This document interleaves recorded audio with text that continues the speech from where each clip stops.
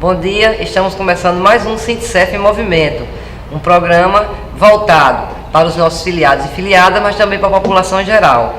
Temos várias discussões jurídicas, discussões políticas, cultura, arte, esportes, então esperamos você para todo o programa.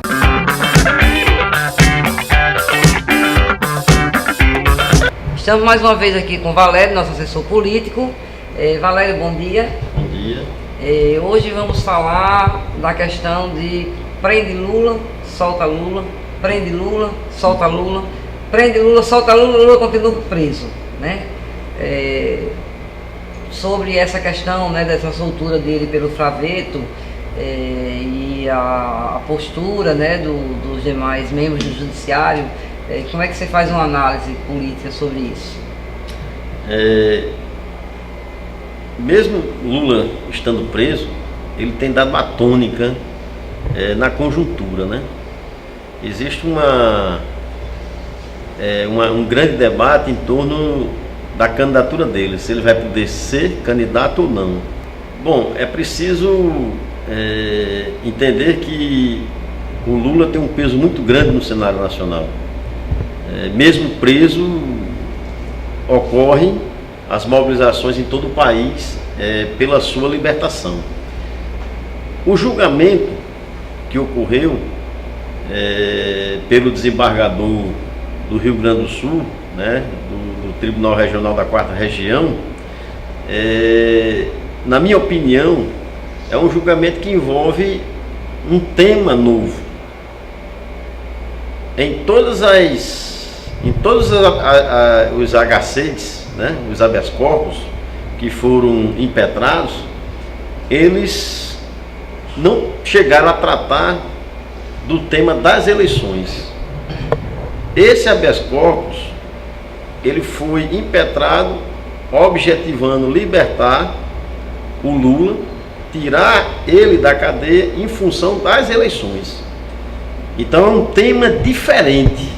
O tema que foi tratado nesse habeas corpus, a tese que foi trabalhada no habeas corpus é diferente das outras teses que foram trabalhadas nos habeas corpus anteriores. O desembargador de plantão, ou o juiz de plantão, ou mesmo um ministro, seja do STJ, seja do Supremo Tribunal Federal, ele estando na condição de plantonista, ele tem que apreciar todos os pedidos. Todos os pedidos que chegam em suas mãos têm que ser apreciados, porque são medidas urgentes, certo? Então, portanto, ao julgar o habeas corpus, que foi impetrado, ele agiu de forma correta. E ele entendeu que o Lula deveria ser solto.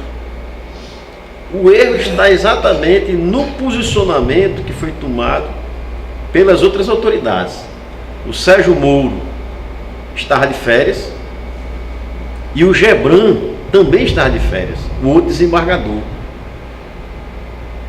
O Moro, em hipótese alguma, juiz de primeira instância, ele pode se contrapor a um desembargador, que é uma autoridade que está acima do juiz de primeira instância.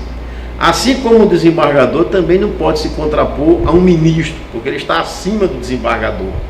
Então, nessa situação, o Sérgio Moro cometeu, na minha opinião e na opinião de vários juristas, de vários especialistas, cometeu um crime, que foi o crime de desobediência, certo? Ele, inclusive, estava de férias.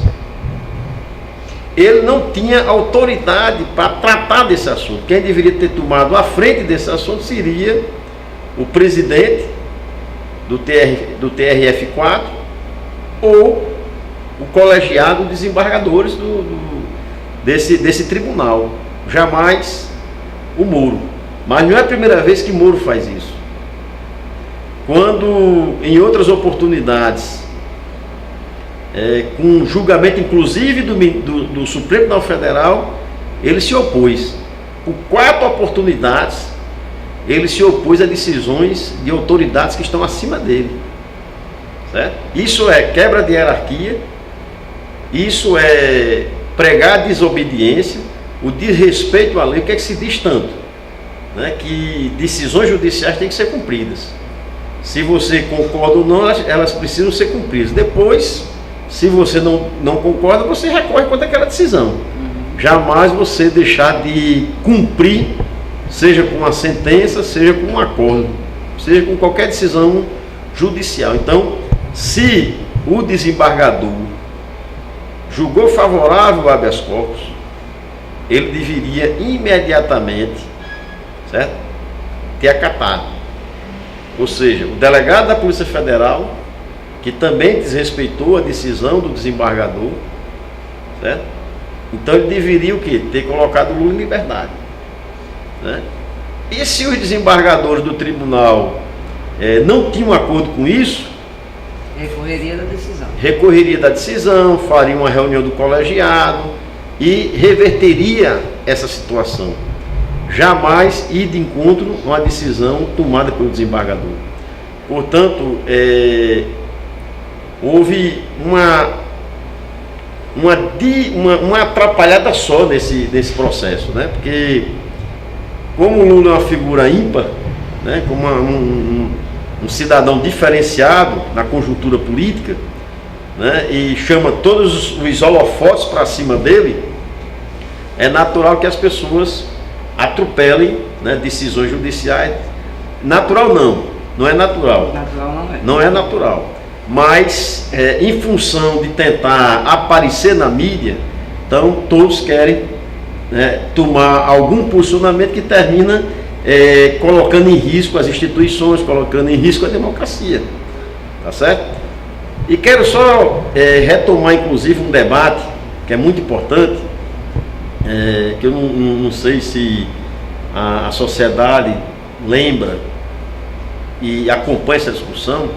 Na época do mensalão, se utilizou uma figura chamada domínio de fato. Todos os que foram acusados no mensalão, lembra disso? Foram acusados em base a uma figura jurídica chamada domínio de fato. Como você era o chefe, ou você era o ministro, ou você era o executivo, você tinha por obrigação saber que coisas erradas estavam sendo feitas dentro do seu ministério, dentro da sua secretaria, onde você coordenava. E daí você teve punições de várias pessoas naquele período em função disso, né? Dessa figura, domínio de fato. Ou seja, um elemento invisível. Nesse processo extremamente subjetivo, invisível, uma figura invisível, né? Nesse julgamento agora da Lava Jato, ele substitui a figura do domínio de fato, essa figura jurídica, de uma coisa invisível, que foi muito questionada, né? Em todo o país, em todo o mundo se questionou por que estava se condenando em base ao domínio de fato, uma figura invisível, e eles passaram a utilizar uma figura visível, né? Que é o famoso delator, que aqui para nós do Nordeste é o famoso dedo duro, né? Então, como essa figura que foi utilizada lá no mensalão, domínio de fato, era uma coisa invisível e que foi muito questionada, eles passaram a utilizar o delator, uma figura visível. Não se utilizou nesses processos em nenhuma situação, muito estranho isso, né? A figura domínio de fato, né? Essa figura jurídica chamada domínio de fato não se utilizou em nenhum momento nesse processo da Lava Jato. E aí passou a se utilizar o famoso dedo duro, né? Que era para poder imputar crimes a pessoas que eles achavam que cometeram algum crime e tinham que, de alguma forma, encontrar uma solução, né, para essas delações. Qual é o problema das delações? Que todos os delatores, na grande maioria, pessoas, 99% pessoas ricas, pessoas milionárias, pessoas que trocaram a delação para ter uma redução da pena e também para não perder o seu patrimônio, né? Pagou uma multa e com isso foram para casa, e aqueles que foram delatados foram presos e responderam aos processos e respondem ao processo até hoje, certo? Eu quero fazer essa comparação porque eu sou daqueles que acreditam que existe um golpe em andamento no Brasil, que um grupo de golpistas se articularam para poder desmontar a nossa democracia, tá certo? E o Lula é peça-chave nessa engrenagem. Então eles, essa camarilha que está no poder, vem fazendo isso desde a época do mensalão, né? E foi necessário contar um pouco dessa história para entender como eles vão mudando, né, de acordo com a situação. Amanhã nós poderemos ter uma outra figura, já que a tese do domínio de fato não serve mais, não foi mais aplicada na Lava Jato, e na Lava Jato se aplicou agora a delação premiada. Que já está sendo questionada, quer dizer, para que a próxima já investida, com certeza vão procurar um outro. Que já está, exatamente, está sendo subterfúgio questionada e vão se utilizar exatamente disso, de outro subterfúgio, porque isso aqui já não pode mais, certo? E quero só, inclusive agora, saiu hoje, quero só lembrar que recentemente saiu uma nova decisão absolvendo o Lula de acusação de obstrução à justiça. Quem não lembra aqui, né, que a mídia inteira denunciou, tornou público que o Lula, juntamente com o Delcídio Amaral, estava tentando comprar o silêncio do Cerveró. Hoje, a justiça e nos dias de hoje, a Justiça de Brasília sentencia, o juiz sentencia, dizendo que Lula é inocente, que a delação premiada do Delcídio Amaral não tem elemento, não tem conteúdo suficiente para condenar o Lula e outros nesse processo, que não ficou comprovado a obstrução à justiça, certo? Se o Delcídio, juntamente com esses outros que foram condenados, também fizeram delação em relação à questão do triplex, né? Como é que um juiz, né, no caso Sérgio Moro, tem a convicção de que essas delações são verdadeiras, e o mesmo juiz, sendo que um de Brasília, que estão no mesmo patamar, diz e escreve na sua sentença que a delação não tem fundamento jurídico.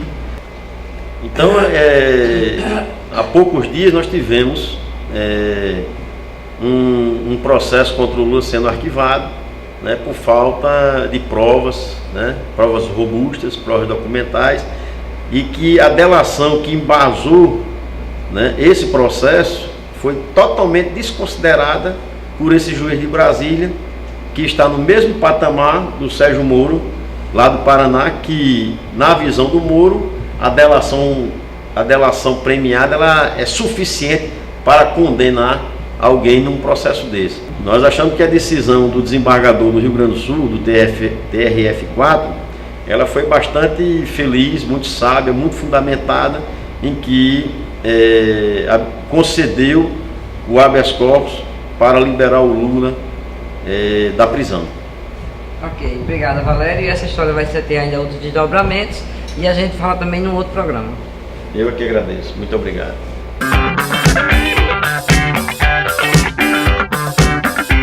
Bom dia, aqui continuamos felizes com o retorno do nosso João Vicente.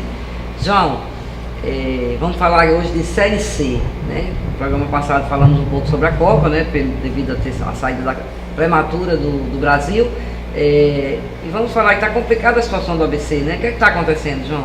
Como é que você avalia esse quadro do ABC? Muita gente pode falar aquela questão do cavalo paraguaio, né? Porque começa com uma velocidade bem acentuada e depois vai diminuindo. E o ABC já está assim, né? Agora na Série C, e o ano passado já houve o ABC também na Série B, que começou bem até na Série B, né? E o ABC foi tendo aquela caída e chegou ao rebaixamento. O ABC mudou de treinador desde o ano passado, desde a Série B, o final da Série B. O Ranieri assumiu a equipe com aquela turma jovem, um sangue alvinegro, né, lá dentro. E o time chegou a conquistar esse ano o campeonato estadual, chegou até a semifinal da Copa do Nordeste, mas o ABC de repente ele perdeu forças durante eu digo até a parte mais importante da competição, que é a chegada, né? É o sprint final, que o clube tem que ter aquele oxigênio para que possa chegar à final. E ao final, até mesmo de que do ABC ter a condição de chegar no G4. E a coisa desde o jogo com o Atlético do Acre, que é uma grande equipe, e eu até comentando com companheiros nossos lá da 95, eu disse, rapaz, o ABC está caindo de produção. O que está acontecendo com o ABC? Né? E nós notamos aquele jogo, o ABC cair de produção e foi caindo. Continua caindo. E continua, né, numa situação até, que eu digo assim, complicada, porque o rebaixamento do ABC nesse momento, para o futebol do Rio Grande do Norte e ir para a Série D, onde já está o América, que é outro clube de ponta do estado, né? Você tem os dois maiores clubes do estado na Série D, pelo menos ali eu digo que é a boca do inferno, né? A situação é muito complicada. Então, o ABC tem, sabe, Gi, que se manter numa situação pelo menos na Série C, já que pelo menos a distância, eu vejo que o ABC não tem grupo para conseguir dar uma subida e entrar entre os 4 e chegar a tentar a sua volta à Série B. Então, pelo menos que o ABC se mantenha na Série C, né? Então, é uma preocupação para o nosso futebol, entendeu? O futebol do Rio Grande do Norte que tem caído, e nós estamos vendo aí estados vizinhos nossos, né? Até próximo aqui do Nordeste. Aqui na Paraíba, o 13 conseguiu o seu acesso da Série D para a Série C, né? Em Alagoas nós estamos vendo aí o CSA e o CRB na Série B, né? O Sampaio Correia, lá no Maranhão, conquistou agora o título de campeão do Nordeste em cima do Bahia, o todo poderoso Bahia, né? Que é clube de Série A, clube de ter uma estrutura monstruosa, que tem uma torcida que lota qualquer estádio aqui do Nordeste, né? Então o Sampaio Correia conseguiu esse feito, né? E o meu amigo Delcinho, que é torcedor do América, né? Falo sempre Delcinho, que é o nosso câmera aqui, o nosso diretor, ele fica olhando para mim, e como é torcedor do América, ele não tem muita inveja do Sampaio Correia, porque o América é o único clube aqui do estado campeão do Nordeste, né? Mas é um feito importante para o Sampaio Correia, né? Para o futebol do Maranhão. E nós estamos vendo aqui o nosso Rio Grande do Norte encolher. Isso. Né? Encolher. Além da situação política do estado, né? Quer dizer, funcionários não recebendo em dia, tudo, várias coisas que estamos encolhendo também como estrutura de estado, né? Nós estamos encolhendo também no futebol. Então vamos esperar que o ABC pelo menos dê a resposta e não vá visitar a Série D, que é o lugar onde o América já está, e não é lugar nem de América nem de ABC. O América tem que sair e não o ABC chegar. Exatamente, né? Os dois vão se encontrar, porque se amam muito, né? Mas tem que ser pelo menos na Série C para cima. Eu pelo menos amo os dois, né? Sou apedrejada por isso, né? Mas eu amo os dois. Você é uma democrata. Até nisso. Pois tá, João, obrigada e boa sorte aí pro ABC e pro América também, né? Pra sair da Série D dia. É isso aí, Lidia. Vamos lá.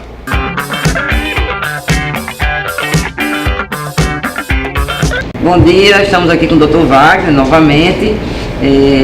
Dr. Wagner, nós já falamos sobre isso aqui, né? Mas achamos por bem voltar ao assunto, devido que muita gente está demorando a fazer o que tem que ser feito, né?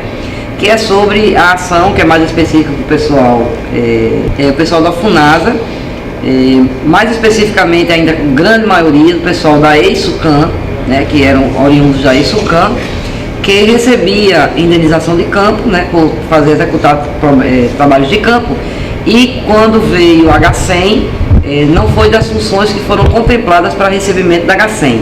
Continuaram exercendo atividades de campo, porém sem receber a H100, e também não lhes foi mais permitido receber a indenização de campo, porque aquela função era desvio de função, né? Então, apesar de continuar de fato, eles não continuaram de direito, né? Então, eu queria que você falasse dessa ação e qual o recado que nós temos para esse pessoal que tem que executar essa ação. Bom dia a todos. Você já falou 50% daquilo que a gente iria falar, né? E foi muito bom. A gente vai manter o barco. Bom, para essas pessoas que em 2008, só precisando a data, mas trazendo mais para a realidade, em 2008 houve essa mudança, digamos assim. As pessoas recebiam indenização de campo, porque trabalhavam em campo, lógico, tem aqueles requisitos. E em 2008 houve o advento da medida provisória, só me engano, a 431, e trouxe a H100. Quando ela trouxe a H100, ela elencou um rol de cargos e deixou muitos de fora. E essas pessoas que ficaram de fora, algumas dessas pessoas continuaram a trabalhar em campo, desviados de função. Trabalhando em campo e, logicamente, tinha que receber alguma indenização ou uma gratificação, uma vantagem, vamos chamar o termo certo, em troca. O que é que acontece? Deixaram de receber, mas permaneceram no trabalho de campo, né?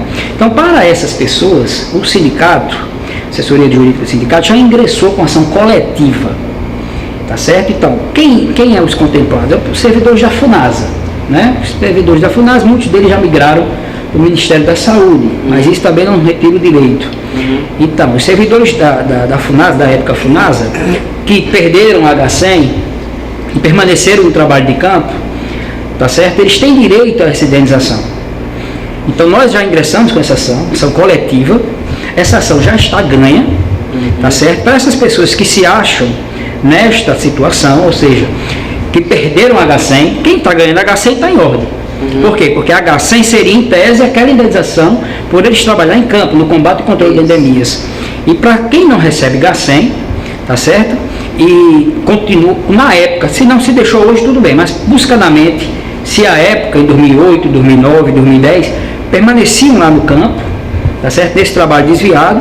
Por quê? Porque essas pessoas nos procuram assessoria jurídica, trazendo as fichas financeiras de 2008 até a presente data, tá certo? Seria bom a declaração da chefia, muitas delas não têm, né? Traz testemunha, pode ser, mas o ideal seria uma declaração da chefia, informando qual tipo de atividade que eles exercem de campo, né? Noticiando, né? Informando aquilo que eles faziam, que eles fizeram, ou até hoje pode até de fato fazerem ainda. Com certeza, tem gente fazendo. Muita gente, né? Noticiando o que realmente aquela pessoa está fazendo na prática, do dia a dia deles. E coloca a data, tá certo? 2008 permanece fazendo essas atividades de campo, ou seja, de viagem de função, com este documento, tá certo? As fichas financeiras. Por que as fichas financeiras? Porque as fichas financeiras vai provar que ele não recebe H100. Então ele traz as fichas de 2008 até hoje, tá certo? Essa declaração, o RG CPF comprovante de residência, que ele vai entrar na ação coletiva para executar já seu direito. Ele não vai discutir se tem ou não direito. Ele já vai ingressar nesta ação coletiva que o sindicato já ajuizou e já ganhou. Ok, tá bom, doutor Wagner, muito obrigada. Então, todos que estão nessa situação, gente, corre e procura assessoria jurídica para fazer a execução, para poder receber o cacau, não é isso? Exatamente. Pois tá bom. Nossa carreira. E isso é uma boa notícia, né, para quem está enquadrado nessa situação. Pois é, e um detalhe para fechar, Gigi, a obrigação de fazer, que o Ministério que a FUNASA já iria fazer, não vai fazer. Ou seja, quem está nessa situação, o Ministério sabe que está, ele não vai implantar administrativamente essa indenização. Tem que procurar assessoria jurídica. Então, para receber a indenização e os atrasados. Ok, tá bom, doutor Wagner, obrigada. Até o próximo programa. Até o próximo.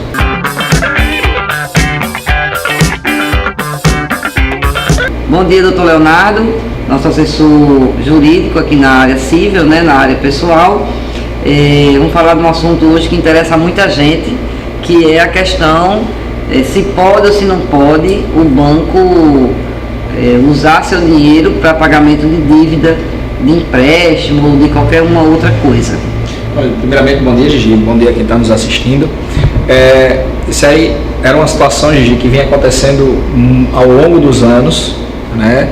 O correntista do banco, isso acontecia muito com nossos filiados aqui no Sintcef, e eu acredito que quem esteja nos assistindo também pode já ter passado por isso, ou esteja passando por isso. E o que é que acontece? Geralmente, quando o correntista buscava o banco para conseguir um empréstimo, um financiamento, algo do tipo, ele, no contrato que ele assinava, lá existia uma cláusula que autorizava o banco a reter os valores de proventos, de salários que aquele consumidor, porventura, caísse naquela conta, né? E devido ao grande número de ações judiciais que vários consumidores ao longo do tempo foram ajuizando, essa situação foi bater no STJ, que é o Superior Tribunal de Justiça em Brasília, que definiu em fevereiro deste ano, através de uma súmula, que essa cláusula que os bancos colocam nos seus contratos, ela é ilegal, e que os bancos não podem reter salário do correntista para pagamento desses empréstimos, principalmente os servidores públicos que ultrapassando o limite de 30%, né, os consignados. Então, acontecia muito, e eu já tive clientes, tanto no meu escritório particularmente, como aqui pelo sindicato, do cliente ter 100% do seu salário bloqueado pelo banco para pagamento de dívida. Isso a gente já achava isso um abuso, mas em fevereiro desse ano, volto a repetir, o STJ definiu através de súmula que isso é ilegal, os bancos não podem fazer isso. Isso caiu como uma bomba, né? Nas instituições financeiras, com certeza. Exatamente, mas vamos e convenhamos, Gigi, é um abuso. Realmente eu sou cliente, eu tenho empréstimo, tudo mais, um CDC, algo do tipo. O banco tem os meios legais para cobrar, né? Pode negativar, ele pode entrar com ação judicial. O que ele não pode é reter 100% do meu salário, dos meus proventos para quitação de uma dívida. Porque como é que a pessoa fica, né? Sobrevive. Como é que sobrevive, né? Então essa decisão do STJ veio em boa hora, porque ela dá o parâmetro e define e facilita inclusive as ações judiciais que já estavam em andamento para os julgamentos, né? Aí, com essa decisão, com essa súmula, os juízes de primeiro grau podem seguir esse entendimento e facilmente essas sentenças saírem e beneficiarem aqueles consumidores que vinham enfrentando problema ou que porventura poderiam vir a enfrentar, né? Nós esperamos que com isso as instituições financeiras parem em definitivo com essa situação. Aquele que estiver passando por essa situação, você pergunta agora, e ele não parando, o consumidor deve buscar assistência de um profissional ou de órgãos de defesa do consumidor. Se for filiado, aqui o plantão do Dr. Leonardo, todas as segundas-feiras à tarde. Exato, Gigi. É bom lembrar, né? Das 14 às 17 horas, toda segunda-feira. Mas para aquele que não é filiado e que está nos assistindo, né, ele deve buscar sim um órgão de defesa do consumidor, ou a própria OAB, que também disponibiliza uma assessoria jurídica gratuita, ou advogado da sua confiança, mas não fique inerte. Tem o direito, meios legais de coibir justamente esse abuso. Deve, né? Porque fica uma situação complicada você ter seus proventos ou seu salário bloqueado pela instituição financeira, mesmo você tendo a dívida. Você tem a dívida, você vai pagar, mas não dessa forma. Ok, obrigado, Leonardo. Até a próxima. E chegamos ao fim de mais um programa Sintcef em Movimento. Esperamos você no próximo sábado.